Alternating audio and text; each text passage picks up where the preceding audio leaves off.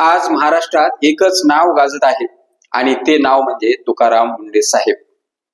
कारण या माणसाने जे धाडस दाखवलं ते अनेकांना वर्षानुवर्ष करता आलं नाही. महाराष्ट्रातील बेसळखोर माफियांना, काळा बाजार करणाऱ्यांना आणि जनतेच्या जीवाशी खेळणाऱ्यांना आज जर कोणाची सर्वाधिक भीती आणि धास्ती वाटत असेल तर ते तुकाराम मुंडे.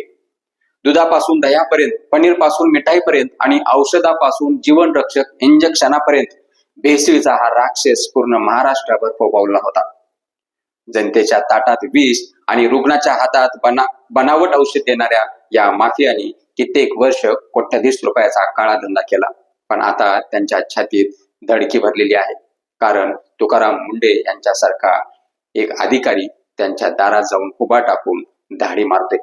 छत्रपती संभाजीनगरमध्ये जे घडलं ते संपूर्ण महाराष्ट्राने पाहिलं. कारवाई सुरू होताच काही जणांच्या पोटसूळ उठला.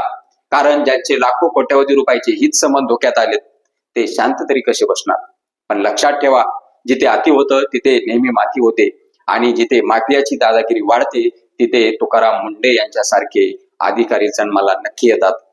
आज महाराष्ट्रातील सामान्य माणूस, शेतकरी, कामगार, विद्यार्थी, माता भगिनी आणि प्रामाणिक व्यापारी हे सर्व तुकाराम मुंडे यांच्या पाठीशी ठामपणे उभे आहेत.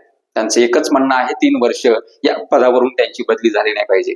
म्हणूनच महाराष्ट्र शासनाला एक स्पष्ट इशारा आणि विनंती आहे, कोणत्याही दबावाखाली, कोणत्याही लॉबीच्या प्रभावाखाली किंवा कोणत्याही माफियांच्या सांगण्यावरून तुकाराम मुंडे यांची बदली करू नये.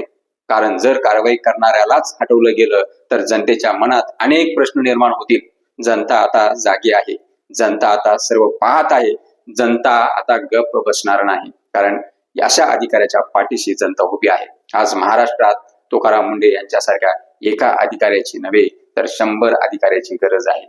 जे भ्रष्टाचाराला भीक घालणार नाहीत, जे माफियांना घाबरणार नाहीत, जे जनतेच्या आरोग्याशी खेळणाऱ्यांना सोडणार नाहीत.